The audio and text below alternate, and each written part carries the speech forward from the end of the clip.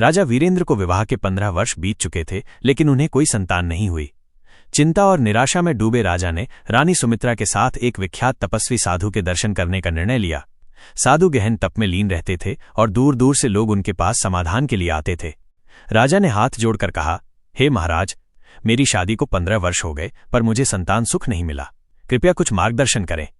साधु ने ध्यान लगाकर राजा की कुंडली और भाग्य देखा, फिर गंभीर स्वर में बोले, राजन, आपके भाग्य में संतान है पर रानी सुमित्रा के भाग्य में नहीं।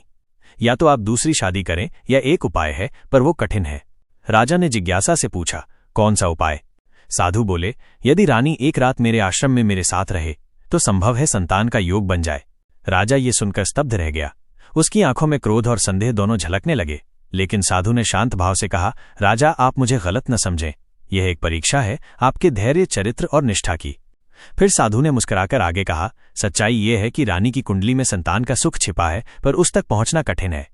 मैंने ये बात जानबूझकर कही ताकि मैं देख सकूं कि आप अपनी पत्नी को केवल उत्तराधिकारी पाने का माध्यम मानते हैं या सच्चे जीवन साथी। आपने रानी का अपमान नहीं किया, ये सिद्ध करता है कि आप एक सच्चे राजा और पति हैं। इसके कुछ ही समय बाद रानी को गर्भधारण हुआ और एक सुंदर पुत्र का जन्म हुआ।